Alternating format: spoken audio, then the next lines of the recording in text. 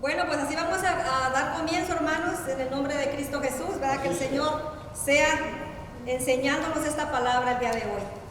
Y hemos mirado en los capítulos anteriores, hermanos, que comenzamos a ver la persecución que se levantó en contra de los creyentes en Jesús. ¿Se recuerdan en los capítulos anteriores? Y esa persecución se incrementó aún más, al punto que muchos huyeron de Jerusalén por temor, porque eran perseguidos. Pero los creyentes no se callaron, aún en medio de esa persecución.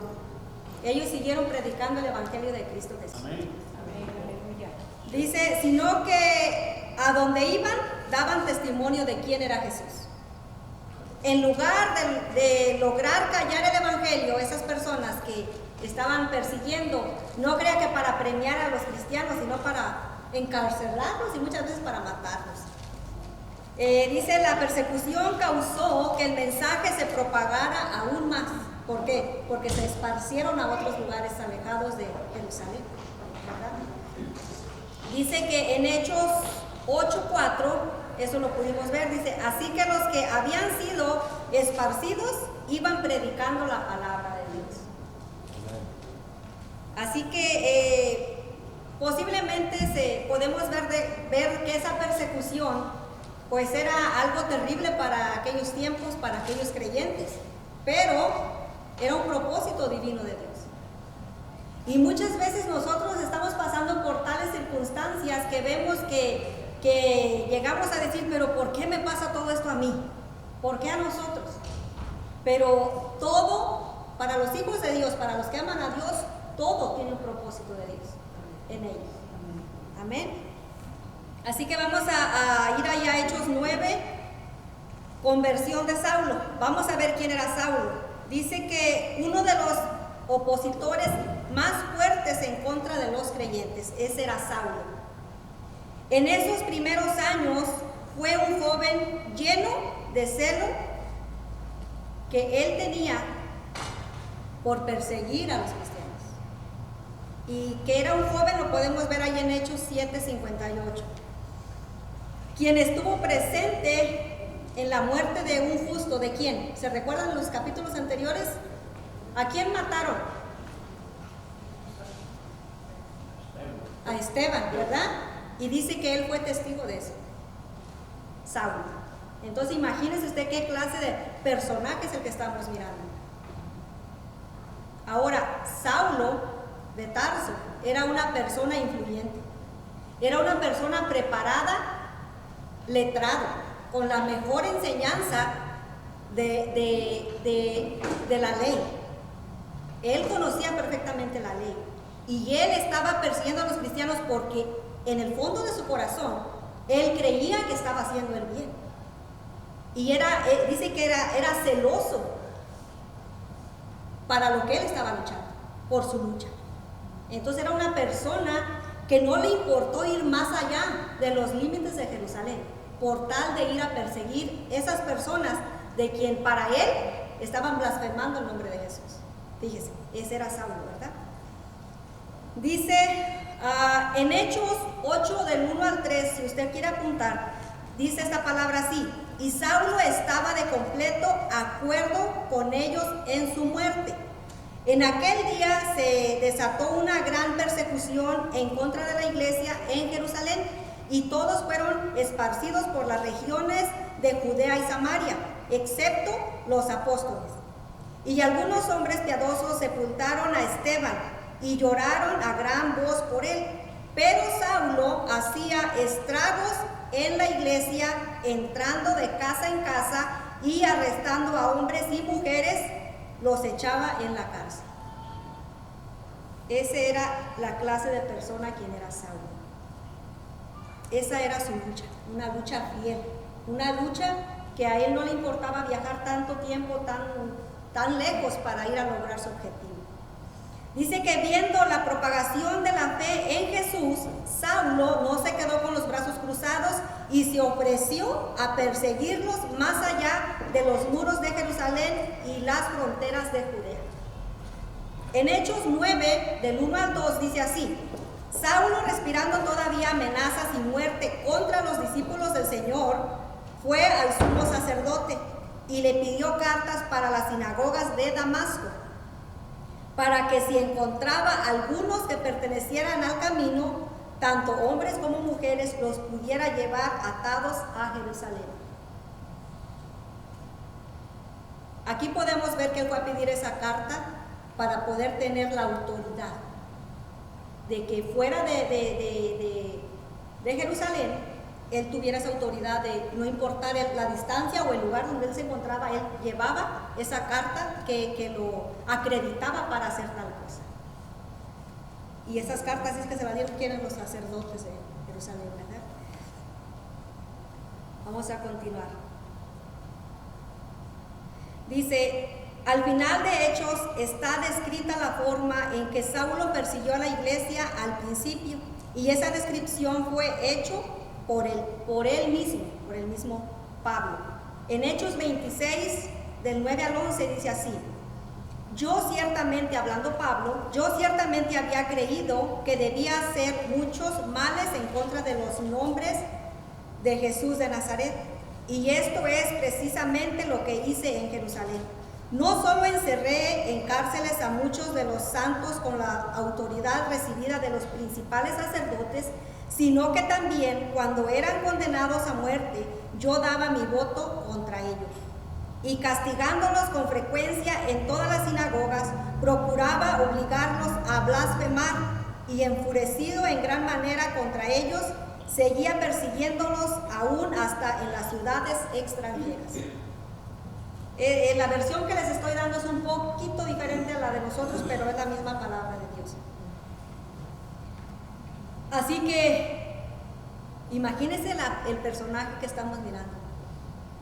Era un hombre de ley, un hombre duro, pero que defendía su fe a pesar de las circunstancias, a pesar de cualquier cosa. Él defendía su fe.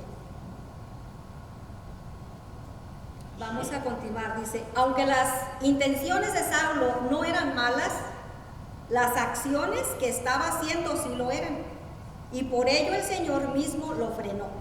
Y eso lo podemos ver en Hechos 9, del 3 al 6, y dice, y sucedió que mientras viajaba, al acercarse a Damasco, de repente resplandeció en su derredor una luz del cielo, y al caer a tierra oyó una voz que le decía, Saulo, Saulo, ¿por qué me persigues? Y él le dijo, ¿quién eres, Señor? Y él le respondió, yo soy Jehová, Jesús a quien tú persigues. Levántate, entra a la ciudad y se te dirá lo que debes hacer. En estos versículos, hermanos, podemos detenernos y mirar tantas cosas que sucedieron aquí. Primeramente dice que Saulo iba de viaje a Damasco, a donde él iba, ¿verdad? Con toda la intención de seguir persiguiendo a los creyentes en Jesús. Pero nunca esperaba la sorpresa o el encuentro divino que iba a tener él. Y dice que de repente lo rodeó un resplandor, que podemos entender claramente que era la misma presencia de Dios.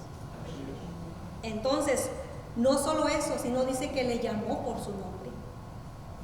Saulo, Saulo, ¿por qué me persigues? Y podemos ver aquí que Saulo reconoció el señorío de Dios, porque le dijo, ¿quién eres, Señor?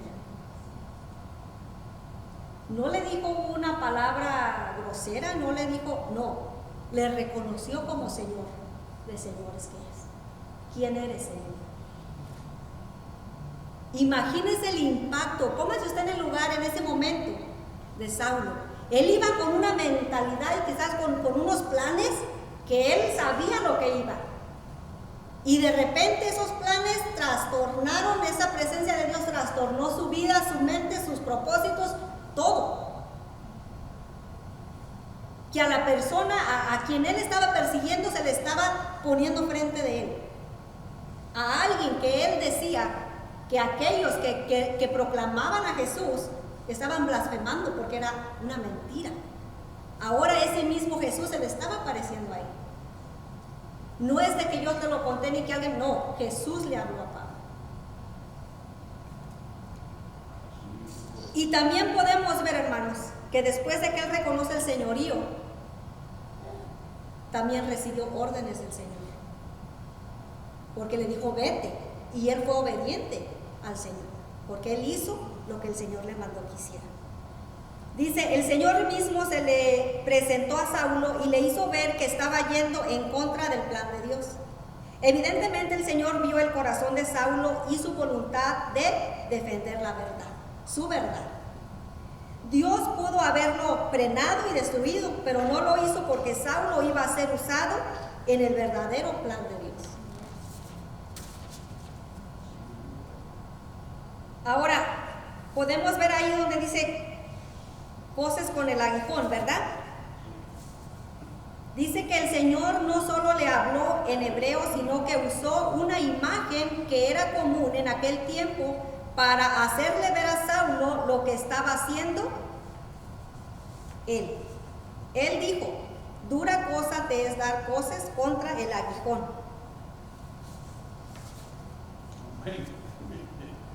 ¿Y alguien sabe qué es un aguijón, hermanos? Amén, ¿qué es? Como una aguja. Como una aguja. Es algo que todo el tiempo le está hincando. Picando, ¿verdad? Ok. Dice, el aguijón o aguijada era un instrumento punzante, como dice el hermano, que era utilizada para enderezar a los bueyes. ¿Cuántos tuvieron la dicha de sembrar en la tierra? Con un arado, con la yunta, ¿verdad? Yo todavía tuve el privilegio de ayudar a mi papá cuando estaba chiquita a hacer eso, así que sí sé de lo que les estoy diciendo. Dice, era un instrumento punzante que era utilizada para enderezar a los bueyes en el arado, cuando van arando. Dice, era un tipo de vara con una punta pequeña de hierro en la extremidad superior, con la cual se pican y aguijonan los bueyes cuando tiran del arado o de la carreta. Así que yo me recuerdo que mi papá le llamaba a esa vara garrocha. Yo no sé ustedes si lo conocen así, una garrocha, ¿verdad? Esa la utilizaba para picarle a los toros cuando iban en la carreta, para dirigirlos o para que caminaran, igual cuando están sembrando, ¿verdad? Entonces eso es lo que estamos hablando aquí de un aguijón. ¿Quiere decir algo, pastor? No, está todo bien. El aguijón que Pablo estaba haciendo era poniéndose con todo lo que sabía, con toda su sabiduría.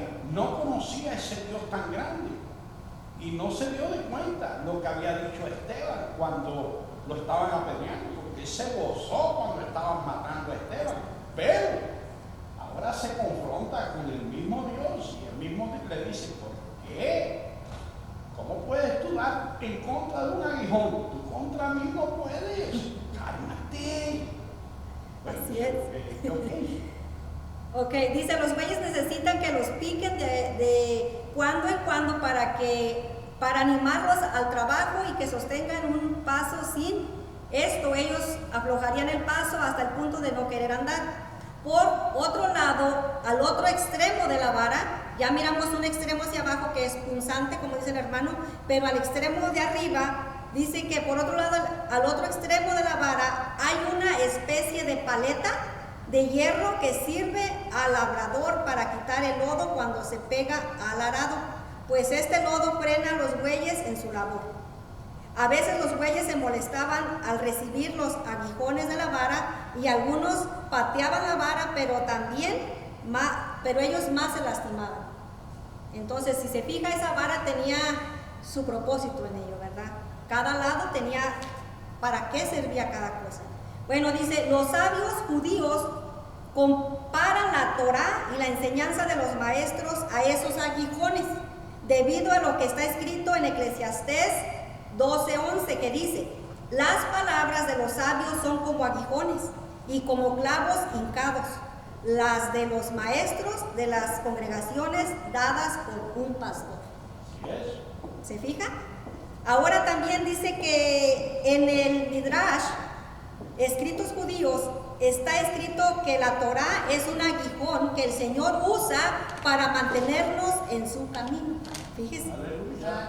En Isaías 18, del 17 En Isaías 48 del 17 al 18 dice así: así dice Jehová, tu Redentor, el Santo de Israel. Yo soy Jehová tu Dios, que te enseña para provecho, que te conduce por el camino en que debes andar. Oh, si hubieras atendido a mis mandamientos, entonces tu paz habría sido como un río y tu justicia como las ondas del mar. ¿Se fijan? Que el aguijón, la palabra del Señor Dios usa en nosotros esa palabra, ¿para qué? Para así como los bueyes son guiados con ese aguijón, así el Señor nos lleva también caminando hacia la meta que es Cristo Jesús. Dice, Saulo no estaba yendo en contra de la Torá, pero sí en contra de la voluntad de Dios, porque él estaba defendiendo su fe, pero estaba en contra de la voluntad de Dios. Dice, y de la enseñanza de su maestro Gamaliel, que decía el hermano, ¿se recuerdan? En Hechos 5, 38 a 39 nos dice: ahora os digo, apartaos de estos hombres y déjenlos, porque si este consejo o esta obra es de los hombres, se desvanecerá, mas si es de Dios, no la podréis destruir. No seáis tal vez hallados luchando contra Dios. Aquí, si se recuerdan, es cuando Pedro y Juan estaban presos, ¿se acuerdan? Porque estaban siendo perseguidos también, ¿por qué? Por predicar el evangelio. Entonces, el maestro Gamaliel dijo estas palabras, eso que les acabo de leer: y os digo, apartaos de estos hombres y dejadlos, porque si este consejo o esta obra es de los hombres, se desvanecerá. Es como nosotros mismos decimos, si es de Dios, permanecerá. Y si no, y si es de los hombres, así mismo se va a deshacer, ¿verdad? Entonces, Gamaliel fue una persona bien inteligente. claro que sí. Porque sí le dijo a ellos la verdad. Apártense de esos hombres, ustedes no saben. Es cierto. Es cierto. Y luego, ya terminando por último, esas palabras dice: no la podréis destruir, no seáis tal vez hallados luchando contra Dios. Fíjese. Es cierto. Dice, por eso Jesús le dijo: dura cosa es dar voces contra el aguijón. Al perseguir a los creyentes en Jesús es como si estuviera persiguiendo al Señor mismo. Y eso lo tenemos claro nosotros, ¿verdad? Por otro lado, Saulo estaba yendo en contra de lo que había dicho su maestro Gamaliel, quien había recomendado no perseguir a los cristianos. Esa fue una recomendación muy sabia del maestro Gamaliel, la cual Saulo le entró por aquí, ahora sí, como dice, le salió por el otro oído, ¿verdad? Ahora, sabemos que ya tuvo el encuentro con nuestro mismo Señor, ¿verdad? Pero ese encuentro, sabemos de que cuando usted y yo nos encontramos con Jesús, cuando tuvimos ese encuentro con Él, no fue simplemente porque nos miró, es que es la hermana Juanita, la hermana Marisela, no. Es porque Él tenía un llamado para ti, como lo tuvo también para mí, ¿verdad que sí? Y así no fue la excepción con Saulo. Dios tenía un llamado para él. Y dice en el capítulo 26 de Hechos, vemos que el Señor no solo se le reveló a Saulo, sino que lo llamó para que sirviera a Dios en su plan divino. ¿Para qué te llamó el Señor a ti? ¿Para simplemente ocupar un lugar más en la congregación? ¿O simplemente porque tú eres la más bonita de la iglesia, de tu familia? No, ¿verdad que no? El Señor nos llamó porque Él tiene un plan para ti. Entonces, Saulo fue llamado para el plan divino de Dios. En Hechos 26, hermanos, del 16 al 18, podemos ver, dice: pero levántate y ponte en pie, porque te ha aparecido con el fin de designarte como ministro y testigo, no solo de las cosas que has visto, sino también de aquellas en que me apareceré a ti. Dice: librándote del pueblo judío y de los gentiles, a los cuales yo te envío, para que abra sus ojos a fin de que se vuelvan de la oscuridad, ¿a dónde? A la luz, y del demonio de Satanás a Dios, para que reciban por la fe en mí el perdón de pecados y herencia entre los que han sido santificados. Ese era el propósito de Dios para Saulo. Ahora, también podemos ver ahí que después de este encuentro hubo una ceguera temporal en Saulo, ¿verdad que sí? Dice, Saulo no iba solo en esa ocasión, otros hombres le acompañaban. Ellos también oyeron la voz, pero no les fueron abiertos sus ojos para ver la gloria del Señor. Se fija cómo Dios es bien específico. Él hace conforme a su voluntad. Porque no se le apareció a escondidas a Saulo, dice que iban en el camino. Pero fíjese cómo es Dios. Cuando Dios tiene un propósito para ti, no importa dónde te encuentres, con quién te encuentres, el Señor te va a hablar. Amén. Así le pasó a él. Y aquí lo podemos ver porque iban juntos. Pero solamente Saulo pudo ver la gloria de Dios. Dice que ellos escucharon la voz, no entendieron lo que dijo, no miraron el resplandor, pero estaban ahí también. Entonces, cuando Dios te llamó a ti, posiblemente no llamó a toda tu familia, ¿verdad? Posiblemente fuiste el primero. ¿Por qué? Porque Dios te escogió con un propósito. Amén. Muy bien dicho. Aleluya. Dice en Hechos 9, del 7 al 9, dice, los hombres que iban con él se detuvieron atónitos, sorprendidos, oyendo la voz, pero sin ver a nadie. Saulo se levantó del suelo y aunque sus ojos estaban abiertos, no veía nada. Y llevándolo por la mano, lo trajeron a Damasco. Y estuvo 3 días sin ver y no comió ni bebió. 3 días después de ahí. Dice que Saulo quedó inmovilizado luego del encuentro con el Señor. ¿Cuántos de los que están aquí han experimentado la presencia de Dios en sus vidas, hermanos? ¿A cuántos les ha sucedido esto? Que estás en una presencia sobrenatural, porque es algo que ni podemos entender, pero lo podemos sentir.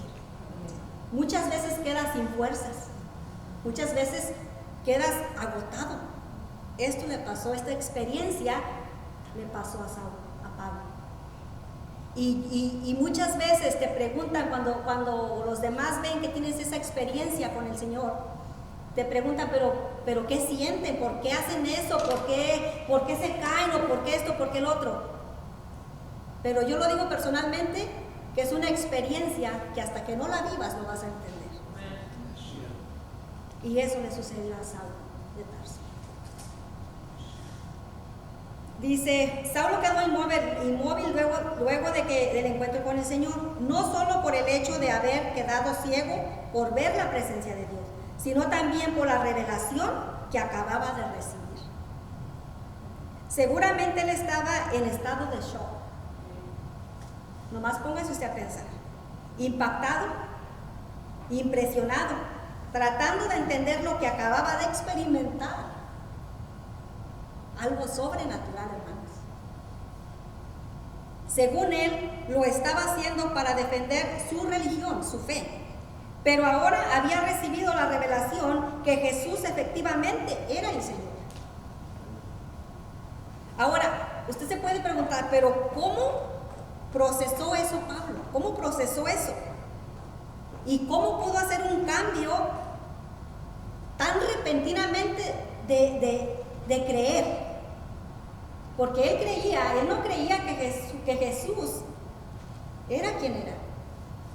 Él estaba en contra de todos aquellos que predicaban a ese Jesús. Y ahora él se encontró con ese Jesús y ahora él se da de cuenta que él es el Señor de señores y que todo lo que por él había luchado, todo lo que por él su vida puso en riesgo por hacer esa persecución en contra de los cristianos, ahora todo eso se fue a la basura, hermanos.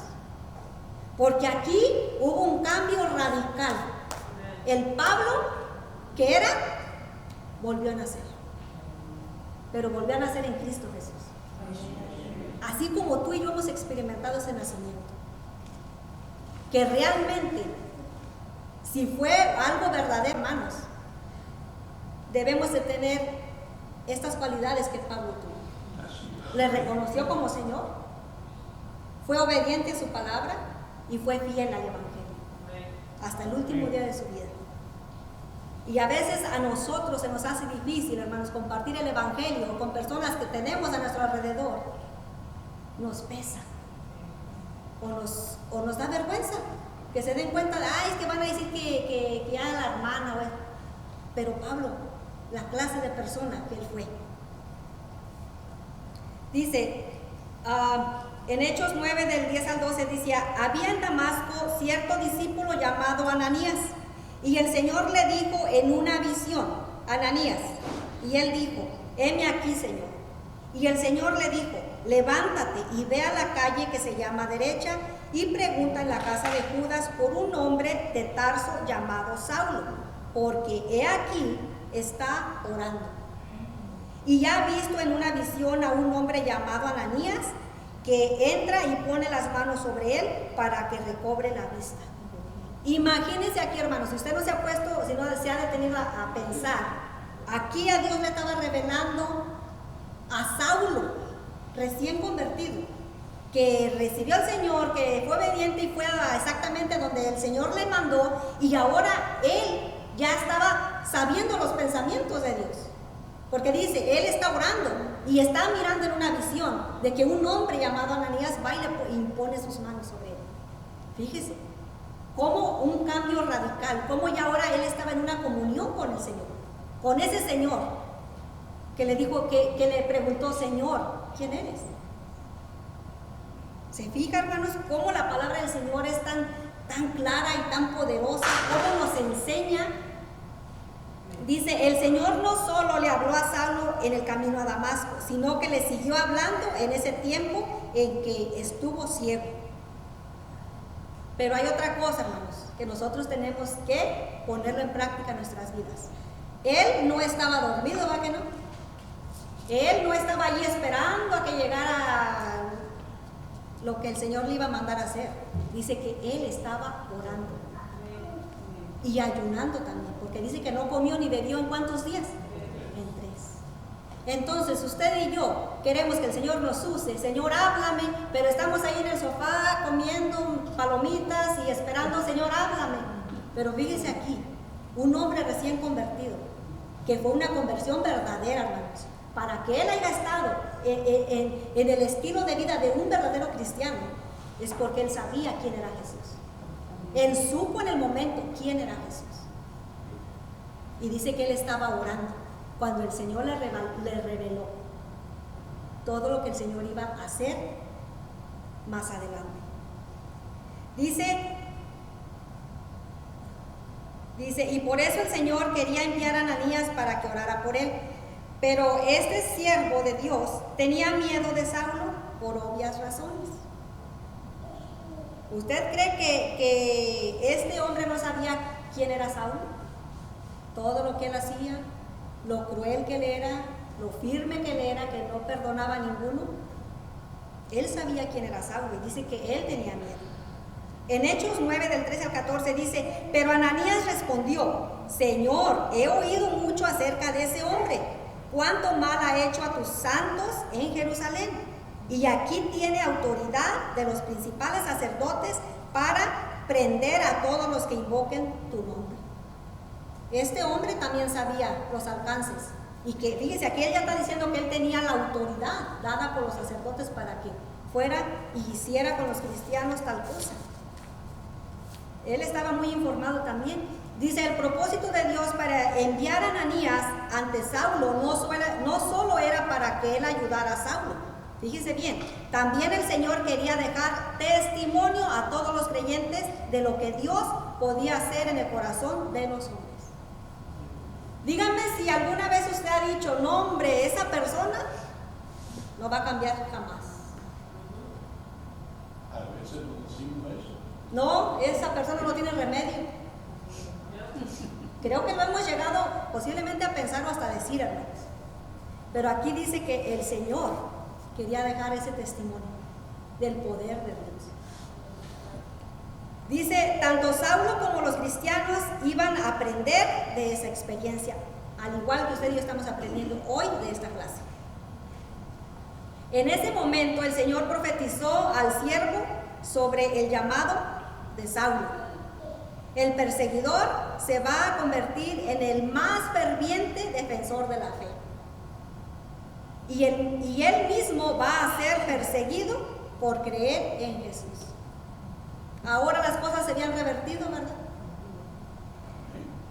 En Hechos 9 del 15 al 16 dice, pero el Señor le dijo, ve, porque Él me es un instrumento escogido para llevar mi nombre en presencia de los gentiles, de los reyes y de los hijos de Israel, porque yo le mostraré cuánto debe padecer por mi nombre.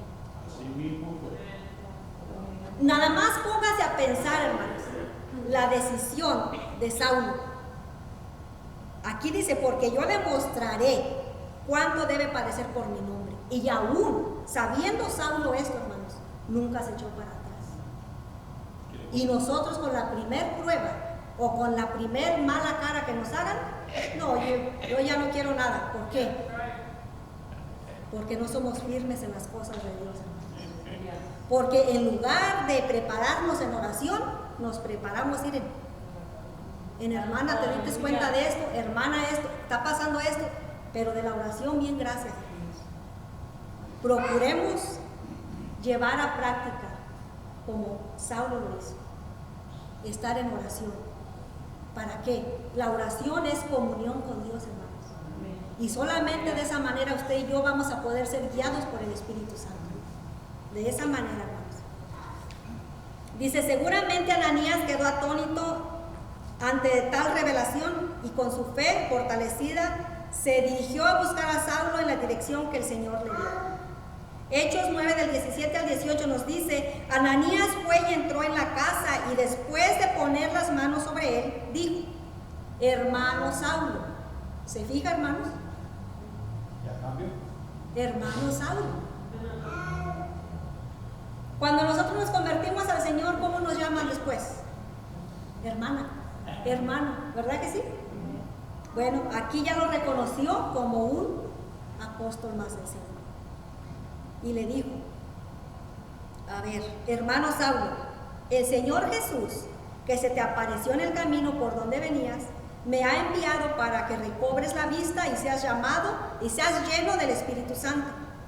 Al instante cayeron de sus ojos como unas escamas y recobró la vista y se levantó y fue bautizado.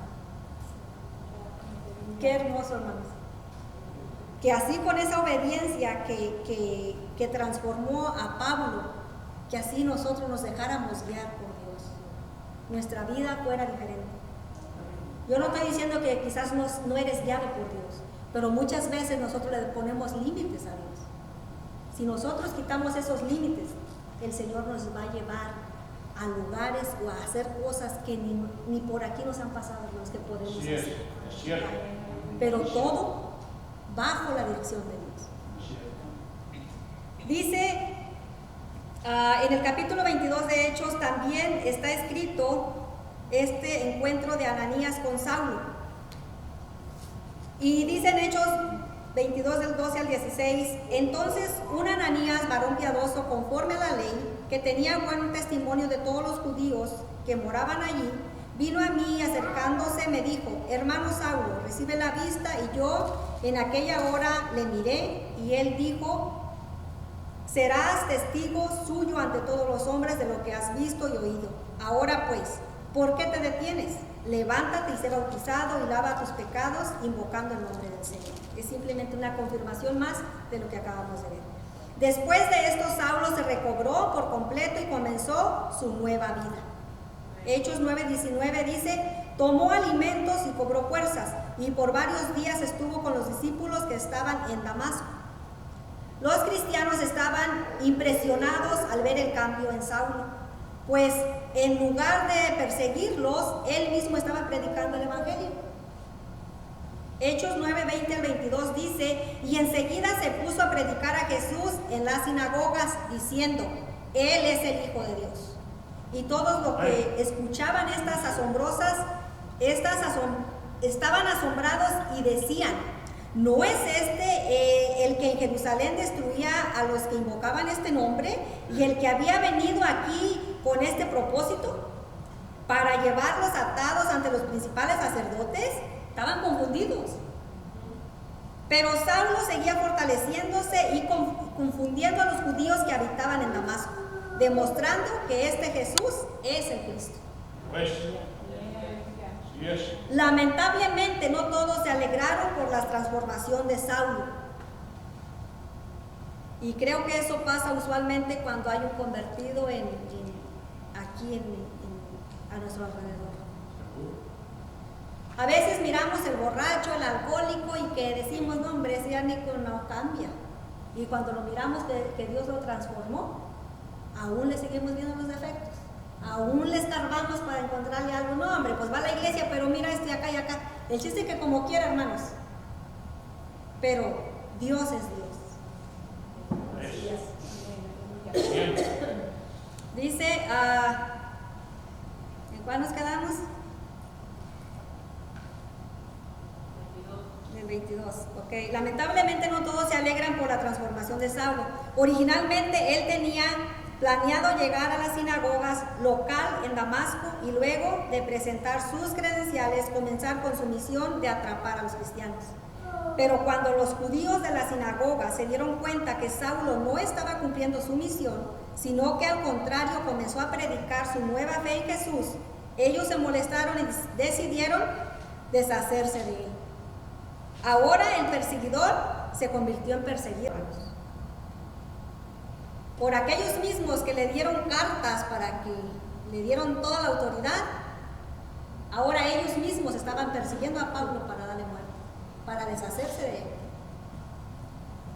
Hechos 9, 23 al 25 dice: después de muchos días los judíos tramaron deshacerse de él, pero su acechanza llegó al conocimiento de Saulo y aún vigilaban las puertas de día y de noche con el propósito de matarlo. Pero sus discípulos lo tomaron de noche y lo sacaron por una abertura en la muralla, bajándolo en una canasta.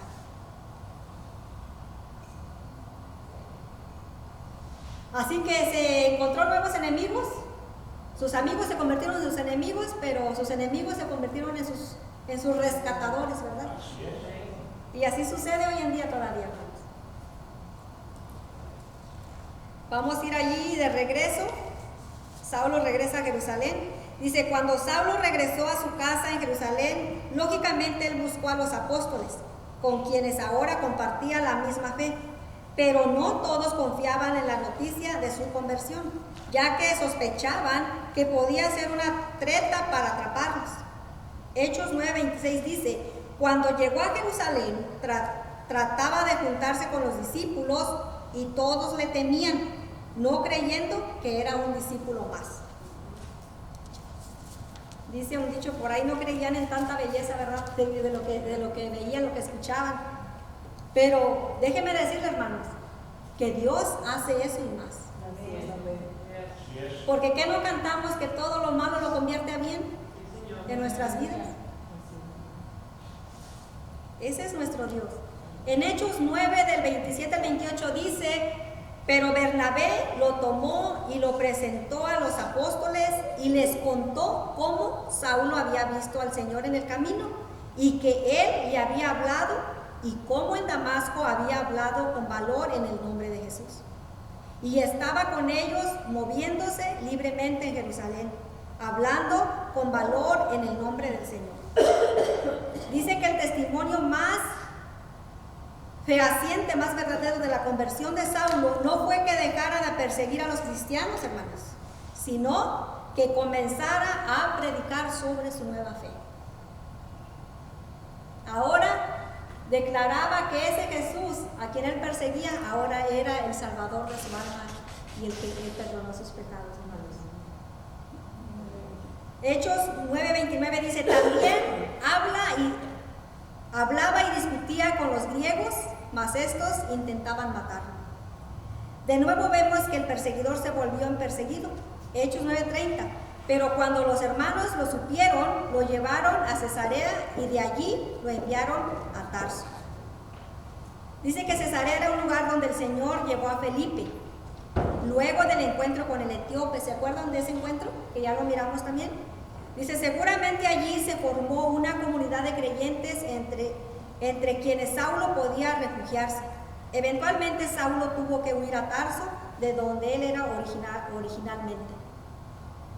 Ahora, podemos ver que también la palabra del Señor nos enseña que Jesús le aparece por segunda vez a Saulo. Dice, la razón por la que Saulo huyó de Jerusalén no fue porque tuviera miedo a la persecución, ya que estaba dispuesto a enfrentarla. Tampoco se dejó convencer por los hermanos de la fe. La razón está escrita en el capítulo 22, según Saulo lo contó después, en Hechos 22, del 17 al 20. Dice, y aconteció que cuando regresé a Jerusalén y me hallaba orando en el templo, está hablando Pablo, caí en un éxtasis y vi al Señor que me decía, apresúrate y sal pronto de Jerusalén, porque no aceptarán tu testimonio acerca de mí. Y yo dije, Pablo, Señor, ellos saben bien que en una sinagoga tras otra yo encarcelaba y azotaba a los que creían en ti. Y cuando se derramaba la sangre de tu testigo Esteban, allí estaba también yo dando mi aprobación y cuidando los mantos de los que le estaban matando. ¿Se fijan? Cómo el Señor tenía esa hermosa comunicación con Saulo. ¿Acaso nosotros no deseamos, hermanos, que el Señor nos hable? Que cuando usted vaya a tomar una decisión, esté con la certeza de que está aprobado por Dios. De que usted va a ir a cierto lugar a llevar la palabra, pero quiere que el Señor se la confirme, que es lo que Él quiere que usted haga. Debemos anhelar que el Señor nos hable, que el Señor nos guíe en todo tiempo, hermanos, y en todo lugar, porque somos sus hijos. Dice, en términos humanos, Saulo parecía la persona indicada para hablar a los judíos y a los líderes religiosos, porque él era uno de ellos. Pero el Señor mismo se le apareció a Saulo y le instruyó que se saliera de Jerusalén, ya que su misión no era para los judíos, sino ¿para quién? Para los gentiles. Hechos 22, 21 dice, pero él me dijo, ve, porque te voy a enviar lejos a los gentiles. Ahora podemos ver también, ya para terminar, tiempo de paz y crecimiento. Sucedió. ¿Por qué? Porque el perseguidor, el número uno, el más eficiente, ahora se había convertido a Cristo. Y dice, luego de la conversión de Pablo, la iglesia disfrutó de un respiro. La persecución bajó a un mínimo por un tiempo. El Señor había permitido la persecución para que el evangelio se propagara. Pero ahora era tiempo de madurar y crecer, y el Señor envió paz. En Hechos 9:31 dice, entrando la iglesia, entre tanto la iglesia gozaba de paz por toda Judea, Galilea y Samaria, y era edificada. Y andando en el temor del Señor y en la fortaleza del Espíritu Santo, seguía creciendo. También podemos encontrar en Hechos 9 del 32 al 43, ahí podemos ver, hermanos, una sanidad en la ciudad de Lidia. Pero esa sanidad fue por el apóstol, por medio del apóstol Pedro, cuando le dijo, Eneas, Jesucristo te sana, levántate y haz tu cama. Eneas, el cual tenía 8 años en cama, pues era un paralítico. También este otro gran acontecimiento fue en Jope, Tabita. Quizás algunos hemos leído este acontecimiento. Tabita enfermó y murió, y ya estando tendida, porque dice que la lavaron y la prepararon, y ya estando tendida, vino Pedro, se puso de rodillas y oró, y volviéndose al cuerpo dijo, Tabita, levántate. Y ella abrió los ojos y al ver a Pedro se incorporó. Y así terminamos el capítulo 9 de Hechos, hermanos. Hablando de Pedro, ¿verdad? Así que creo que hemos estudiado ya muchas veces este capítulo 9, pero espero en el Señor, hermanos, que el Señor siempre tiene algo nuevo para nosotros. Y sabemos que el Señor siempre nos enseña algo nuevo, ¿verdad? Yo lo creo en el amor del Señor, yo lo creo que el Señor tiene un propósito en todo. Amén. Y espero en el Señor que sea de bendición esta palabra, como lo fue para mí, hermanos. Amén. Y tratemos de imitar de la forma que Pablo se dirigía al Señor. por medio de la oración y por medio de la obediencia. Vamos a ponernos en pie, hermanos, para hacer una oración para dar por terminada esta clase. Y si usted trae alguna petición, hermano, levante su mano ahí donde está y vamos a orar al Señor como pueblo de Dios que somos, como hijos escogidos de un Dios santo. Amén. Señor, te damos gracias, Padre Celestial, por tu palabra, Dios. Te damos gracias, Señor, porque nos has escogido, Padre. Nos has sacado, Señor, quizás de la tristeza, de la desesperación, del abandono, mi Dios. Pero tú ahora eres nuestro Señor, nuestro Rey de Reyes y Señor de Señores en nuestras vidas, Padre. Gracias por la salvación de nuestra alma, el perdón de nuestros pecados, Señor. Pero ahora, Padre, que esa conversión que un día, Señor, aceptamos por medio de ti, Padre, que sea algo vivo, que sea algo verdadero. Ayúdanos, Señor, a ser testimonios por medio, Señor, de la obediencia a ti, Padre Celestial. Por medio, Señor, de la oración, de esa comunicación diaria contigo, mi Dios. Danos hambre y sed de tu presencia, Padre Celestial. Que como padres que somos, Señor, tengamos ese anhelo de ti, mi Dios, de ser dirigidos por el Todopoderoso, para aquel, Señor, que vence todo obstáculo delante de cada uno de tus hijos, Señor. Tú eres el vencedor, Padre. Tú eres el que lucha día a día por cada uno de nosotros, Señor. Aún, Señor, tú conociendo la necesidad o la desesperación, la angustia o en lo que estamos pasando cotidianamente, Señor, tú estás ahí, mi Dios. Y te damos gracias, Señor. Y te pedimos, te rogamos que no nos abandones, que seas nuestra fuerza, que seas nuestro levantar y nuestro acostar, que seas nuestra salida y nuestra entrada desde ahora y para siempre, Señor. Te honramos y te glorificamos y te damos gracias. Gracias por tu palabra. Las manos, Señor, que se han levantado el día de hoy con una necesidad, una petición en sus corazones, Padre.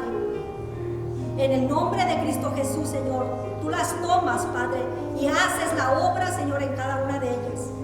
En el nombre de Cristo Jesús, por medio del poder del Espíritu Santo, Señor, llamamos a lo que no es como si fuese en el nombre de Jesús. Y que tú, Señor, recibas toda honra, todo testimonio, Señor, por las grandezas que tú harás en tu pueblo, mi Dios.